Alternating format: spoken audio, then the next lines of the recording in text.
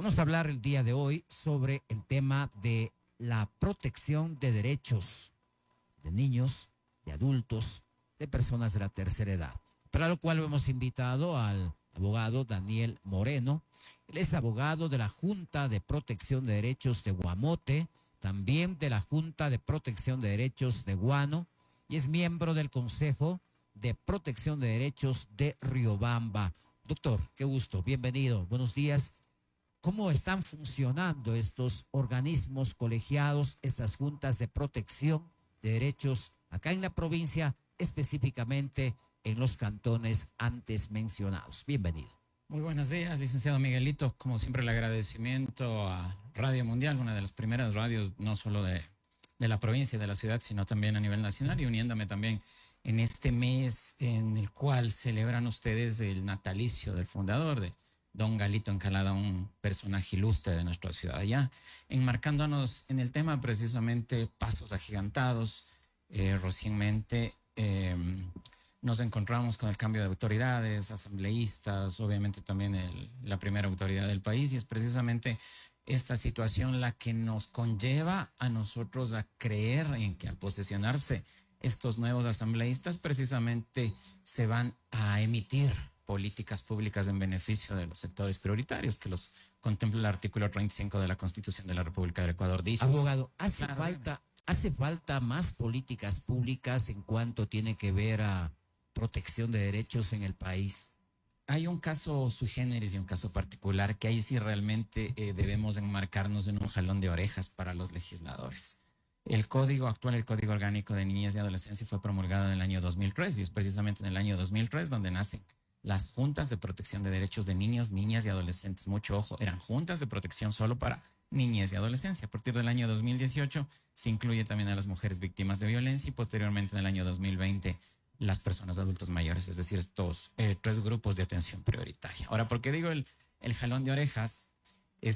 Hablaba desde el año 2020 aproximadamente que se iba a derogar el anterior Código Orgánico de Niñez y Adolescencia y se iba a promulgar el famoso COPINA, que se denominaba el Código Orgánico de Protección Integral de Niñez y Adolescencia. Se llegó hasta el último debate, inclusive en aquella ocasión la presidenta de la comisión, la doctora, me parece que es, economista, Pierina Correa, recorrió los 200... En el 2020. Ajá, los 221 cantones del país, dando, según ella, ya pequeños detalles para que se apruebe definitivamente esta ley, este código. Esa era la perspectiva que se tenía en la asamblea de ese entonces. Entra en vigencia. Posteriormente cambia de presidente, cambia de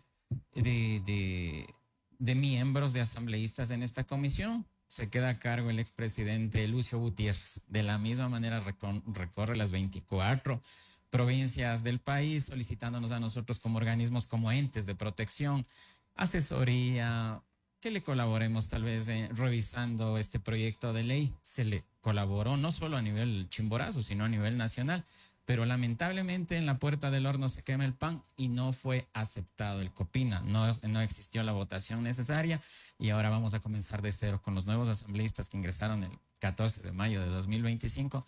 Prácticamente se comienza de cero, obviamente porque todas las leyes son perfectibles, y de cierta manera este código ya se encontraba obsoleto porque entró en vigencia hace aproximadamente 22 años. Incluso tomemos como referencia el Código Orgánico Integral Penal, más bien dicho, sustituyó al Código Penal y al Código de Procedimiento Penal en el 2014, y el mismo COGEP, que sustituyó al Código de Procedimiento Civil en el 2014. Es decir, tenemos estos dos códigos, 10 años que, si hablamos del tema legislativo, están ejerciendo el objetivo para el que fueron creados, y más bien tomando en consideración que los niños son el principal ente de protección, el principal objeto de protección. Estamos fundamentando con una ley obsoleta de ya casi 23 años. Es decir, la asamblea le queda debiendo al país. Los asambleístas. Ajá. Y no solo a los niños, al país. Al país, exactamente. Sí, porque tenemos... Ha habido varios intentos por aprobar este nuevo código que se necesita obligatoria urgentemente en el país, pero estos intentos han quedado como tal.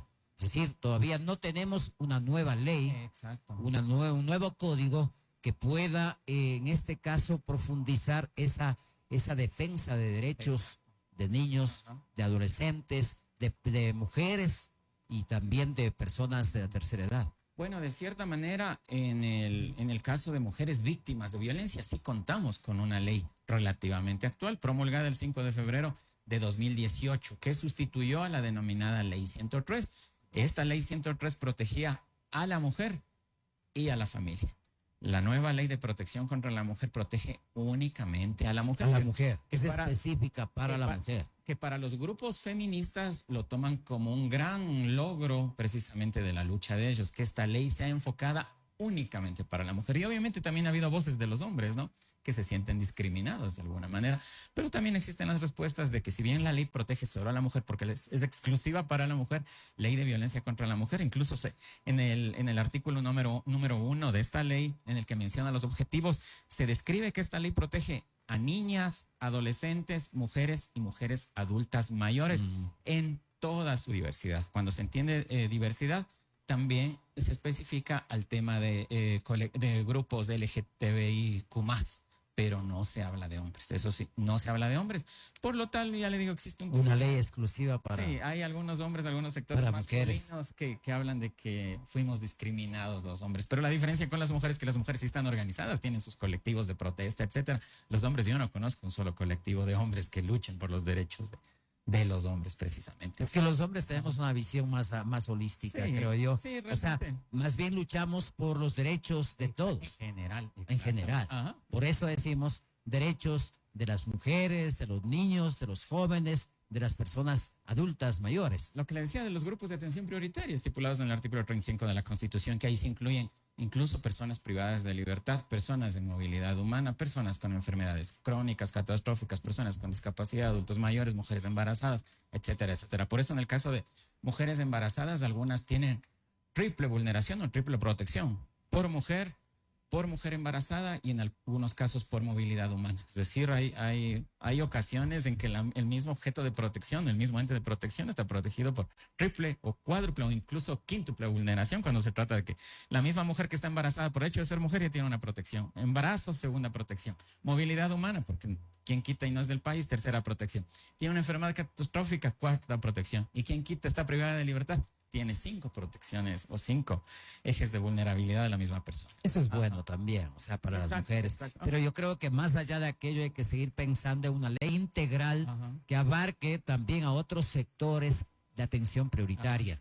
Sí, por ejemplo, las personas con discapacidad, que yo me parece que alguna vez que conversamos aquí en Radio Mundial en un programa de la noche con un representante de personas con discapacidad, igual nos tironeaba, nos jalaba de la oreja cuando uno de los invitados les llamó personas con capacidades especiales, y esos términos ya no existen, pero lamentablemente muchas personas no están actualizadas con la legislación y todavía los sigue llamando personas con capacidades diferentes o personas con capacidades especiales, cuando el término correcto es personas con discapacidad física o intelectual.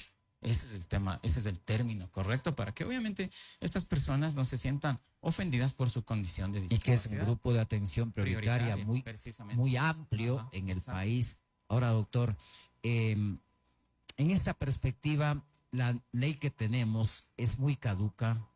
Hace falta, más que reformas, esta nueva ley que permita el ejercicio de estos plenos derechos en el Ecuador. Sí, se está hablando, como les decía, tenemos leyes actuales, la ley de violencia contra la mujer en el 2018, se derogó también la ley del anciano en el año 2020, en octubre de 2020, y fue reemplazada por la LOPAN, que es la Ley Orgánica de Protección a Personas Adultas Mayores. Y ahora se está hablando, ojalá, cruzamos los dedos, que en estos 4 años de presencia de los señores asambleístas, que dicho sea de paso subieron de 137 a 151 me parece, ojalá promulguen estas leyes que todavía tenemos pendiente. El famoso COPINA que le decía al inicio de la entrevista, que incluso ya tenía nombre y apellido, y adicional también la obsoleta Ley Orgánica de Discapacidad. Esas leyes ya quedaron prácticamente muy avanzadas en los periodos de asamblea anterior. Pero hay un problema enorme, que los actuales asambleístas y las comisiones precisamente tienen otra perspectiva. Ellos tienen la perspectiva de que van a comenzar de cero. Pero eso no le hace bien al país. No, pues, dicho de otra manera, no hacen valer el trabajo de los asambleístas. Por eso los problemas que tenemos en el país, ese canibalismo político hace de que simplemente cosas importantes o interesantes o que estarían bien para el país se bote al tacho la basura y se vuelva a cero. Es decir, eso no permite el avance, el progreso del país, sino un estancamiento, Exacto. como por ejemplo el que estamos hablando. Claro, dicho en otras palabras, si yo no lo hice, no está bien hecho. Eso es lo que nos está Es que ese diciendo los problema. asambleístas. Como ellos no lo realizaron, no está bien hecho y comencemos de cero. Pero corre el riesgo de que se repita lo que sucedió en el anterior periodo, que no lograron los votos para que se apruebe la ley y nuevamente quedará la ley en pendiente, en pausa, en stand-by, para los siguientes asambleístas que se incorporen a la Asamblea Nacional. O sea, prima los intereses personales, Lamentablemente, políticos, Ajá. ideológicos inclusive, y no permite avanzar en leyes importantes que necesita el país. Ahora, Daniel, ¿cómo está el trabajo en las juntas de protección de derechos de Guamote, de Guano, el Consejo de Protección de Derechos de Riobamba, usted que está muy involucrado dentro de estos ámbitos? Sí. ¿Cuáles han sido los avances o cuál es el trabajo que, en medio de limitaciones y barreras que estamos hablando, pero entiendo de que algún trabajo se viene realizando? Sí, aquí yo quiero hacer también una puntualización. Estoy al frente de la Junta de Protección de Derechos del Cantón Guamote desde hace un año, desde junio de 2024. La Junta de Protección de Derechos del Cantón Guano ya no estoy al frente, estuve a cargo desde el año 2020 hasta julio, hasta inicios de agosto del año 2023, y también como miembro del Consejo para la Protección de Derechos del Cantón Riobamba desde noviembre del año 2023. Dicho sea de paso, cada 2 años se eligen nuevos miembros, es decir, nosotros estaremos entregando la batuta a finales de este año 2025. Y aquí quiero Ese es hacer un también, trabajo ad honorem. en el caso de las juntas de protección de derechos, somos servidores públicos. Servidores En el públicos. caso del Consejo para la Protección de Derechos, somos representantes de la sociedad civil. Ahí sí es un cargo ad honorem, pero también sí vale la aclaración, se cobran dietas por sesión ordinaria. Ya se cobran dietas por sesión ordinaria que como máximo, según la ordenanza, establece la ordenanza del Cantón Riobamba, se pueden realizar hasta 6 por año. ¿Ya? Eso por un lado. Ahora, a lo que yo quería puntualizar es la diferencia entre el Consejo para la Protección de Derechos y la Junta Cantonal para la Protección de Derechos. El Consejo, emulando la labor del Consejo Cantonal, establece, promulga políticas públicas, es decir, las famosas ordenanzas, las famosas agendas, ¿ya? Es decir, no tiene el ámbito de ejecución. Ahí es donde entra la Junta Cantonal de Protección de Derechos, que la Junta sí ejecuta. La Junta, por ejemplo, emite las famosas medidas administrativas de protección. En el caso de lo que yo le mencionaba, la ley 103, de la ley de la mujer y la familia, cuando existían las denominadas comisarías de la mujer, que desaparecieron cuando desapareció la ley 103, y las competencias de la Comisaría de la Mujer ahora las adquieren o fueron transferidas a las Juntas Cantonal de Protección de Derechos. Las medidas de protección, para que me entiendan nuestros oyentes, nuestros radioescuchas, son las denominadas, en este caso la principal, la boleta de auxilio. Son 15 medidas de protección en el caso de mujeres víctimas de violencia a través de las boletas de auxilio, la prohibición de que se acerque el agresor a la víctima, la orden de salida del agresor del domicilio, la prohibición de que se escondan a los niños en el caso de que se ejerza violencia vicaria, atención psicológica, visita de trabajo social, atención médica. Incluso nosotros como organismo, como autoridades, porque eso hay que aclararle también a los radioescuchas, las Juntas Cantonales de Protección de Derechos somos autoridades administrativas, es decir, nosotros podemos disponer a los agentes del orden, a DINAPEN, etcétera, que realicen las ejecuciones que nosotros como autoridad administrativa consideremos pertinentes. La diferencia, según la ley, todo cantón debe tener o contar con una junta. Exacto. De defensa de derechos. Lamentablemente no se cumple. De los 200, pero eso no se cumple. De los 221 cantones del país, existen juntas de protección de derechos en alrededor de 190. ¿En Chimborazo cómo está? En Chimborazo, eso es lo más extraño. En Chimborazo, pese a que las juntas nacieron en el año 2003, recién en Penipe se inaugura, se crea la Junta de Protección de Derechos en el año 2023. Después de más de 20 años. 2023, o sea, los 20 años. Cuando yo estaba a cargo de la Junta de Protección de Derechos de Guano, al ser el cantón Penipe el más cercano a nuestra jurisdicción, nosotros también estábamos a cargo de los procesos del hermano cantón Penipe. Y en Alausí también se creó recién en el año 2021. Actualmente ya los 10 cantones de la provincia de Chimborazo ya cuentan con las juntas, pero estos 2 últimos cantones prácticamente, en eso sí hay que ser enfáticos por la desidia, por el desinterés de las autoridades de aquella época, realmente se quedaron del tren y recién inauguraron o recién crearon estas estos organismos, como le decían, a la UCI en el año 2021 y en PENIPE en el año 2023. Vale la pena un Ajá. poco reiterar el tema de diferencias entre las juntas de protección de derechos y los consejos de protección de derechos. Sí, a ver, primero, los consejos, aquí hay una equivocación enorme, que la gente confunde los términos. Junta de protección de derechos, y en el consejo no es consejo de protección de derechos. En el tema de consejo es consejo para la protección de derechos. Ahí es desde ese punto. Este es un organismo colegiado. Sí. Y el Consejo para la Protección de Derechos nace en el artículo 598 del COTAD y está conformado por 10 miembros, 5 miembros del Estado, un miembro del Mineduc, un miembro del MIES, un miembro del MSP, un miembro de juntas parroquiales y el alcalde que funge como presidente del Consejo para la Protección de Derechos de cada cantón, y 5 miembros de la sociedad civil, un representante de las personas con discapacidad, un representante de pueblos y nacionalidades, un representante de juventudes, un representante de personas con discapacidad y un representante también de personas en movilidad. Eso significa que los consejos para la protección de derechos debe existir en cada cantón. Exactamente. De igual manera que las juntas de protección de derechos. Exactamente. La diferencia es que los consejos promulgan las políticas públicas, es decir, legislan, establecen, organizan las famosas ordenanzas en la mayoría de los casos, las ordenanzas cantonales, ordenanzas municipales, agendas de protección, etcétera, etcétera. Y la diferencia es que las juntas son autoridades y las juntas ejecutan. Yo siempre hago organismos ejecutores. Sí, yo siempre hago la comparación como en los GATS.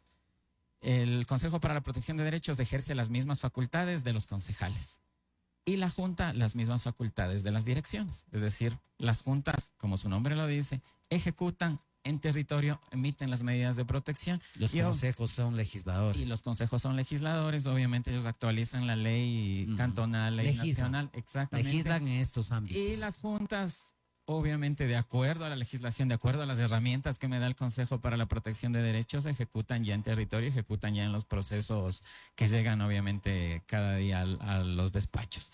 Tienen una función equivalente a los juzgadores, no obviamente al mismo nivel, ¿no?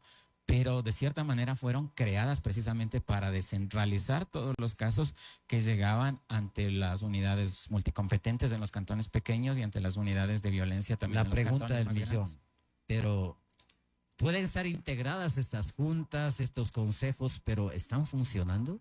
Sí, realmente hemos tenido muy buenos resultados porque, por ejemplo, en el tema de violencia contra la mujer, antes las sine qua non tenían que realizarse, solicitarse las medidas administrativas de protección directamente ante el juez, ante el juzgador. De cierta manera se descentralizó y ahora la gente ya tiene la posibilidad de no solo solicitarlas ante el juzgador, sino también pueden solicitarlas ante las juntas de protección de derechos. Las que yo les ¿Hay decía. casos? Sí, las denominadas, sí, las boletas de auxilio. Las boletas de auxilio, por ejemplo, en mi caso, en Guamote, en Guano, en los 3 años que estuve a cargo de la oficina en Guano, nosotros emitimos alrededor de 400 boletas de auxilio. Y en el caso de Guamote, en el año que estoy también ejerciendo estas funciones, alrededor de 70 boletas de auxilio, que obviamente son órdenes directas para el personal de la policía en el caso de que el agresor no cumpla la boleta de auxilio.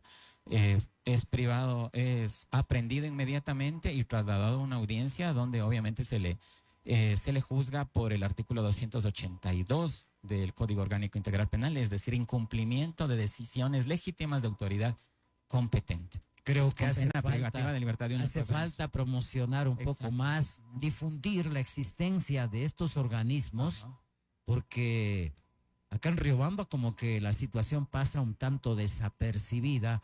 No sé dónde funciona, por ejemplo, la Junta de Protección de Derechos. A ver, la Junta de Protección de Derechos aquí del Cantón Riobamba funcionó durante muchos años en la denominada Casa del Migrante, en la avenida 11 de noviembre, casi llegando a las mallas del cuartel. Entendemos que... Pero actualmente está funcionando en el Museo de la Ciudad, ya cerca al municipio. Ajá.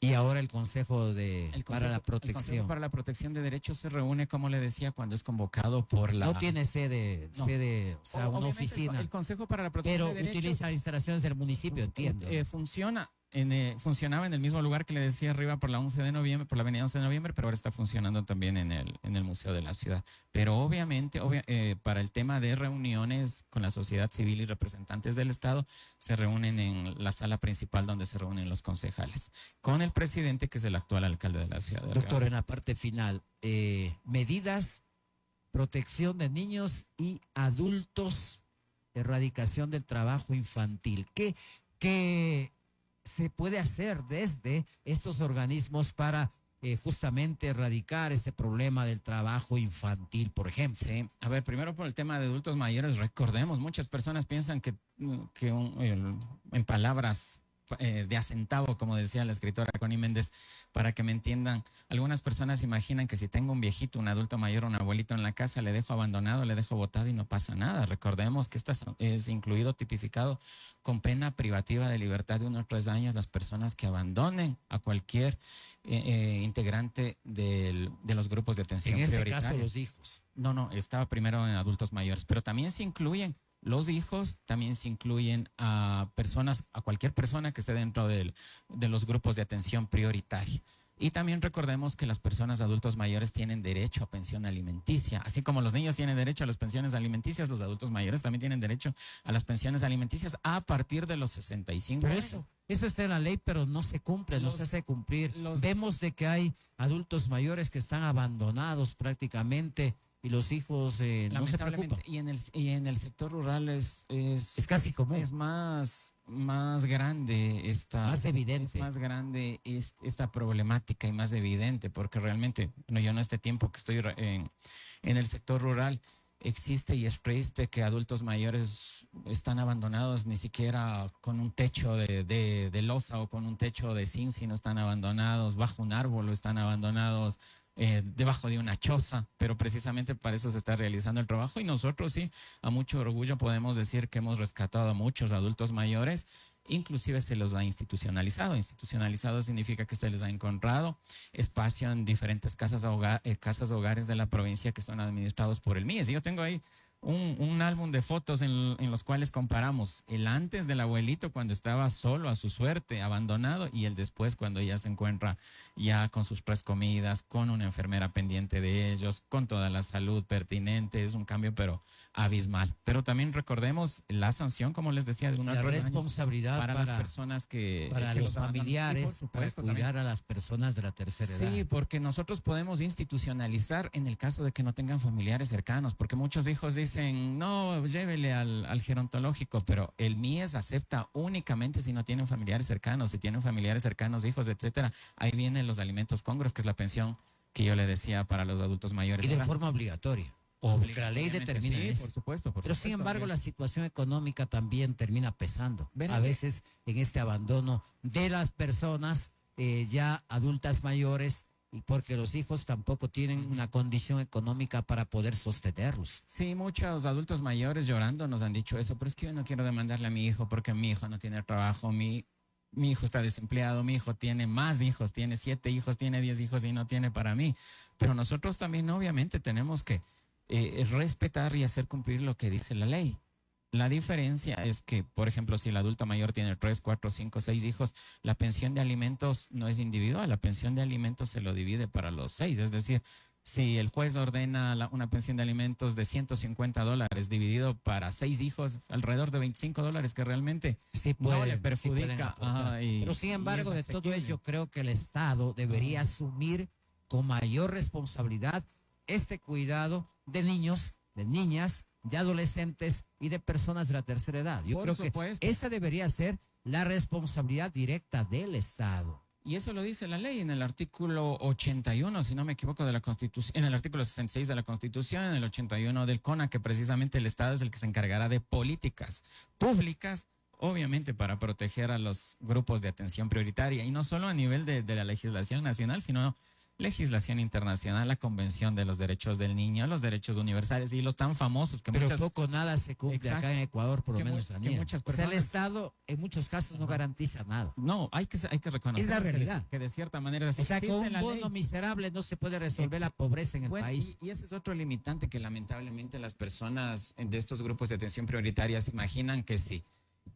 ingresan a otros ítems de protección, están perdiendo su bono de desarrollo humano. Por ejemplo, aquí en territorio existe la presencia de muchas ONGs mundiales, por ejemplo, World Vision, Plan Internacional, etcétera, que llegan con atención y con protección para instalarles microemprendimientos, etcétera, etcétera. Pero lamentablemente, y existe una gran población que tiene miedo de aceptar estos recursos, de aceptar este asesoramiento, porque no es que tampoco les dan dádivas, sino les instalan negocios, les asesoran para que puedan producir, pero lamentablemente tienen el miedo de recibir estas ayudas técnicas porque van a perder el porque se denominado bono de acostumbraron desarrollo humano. A depender a también. depender Es una dependencia, de lamentablemente. ese bono miserable, yo lo llamo así.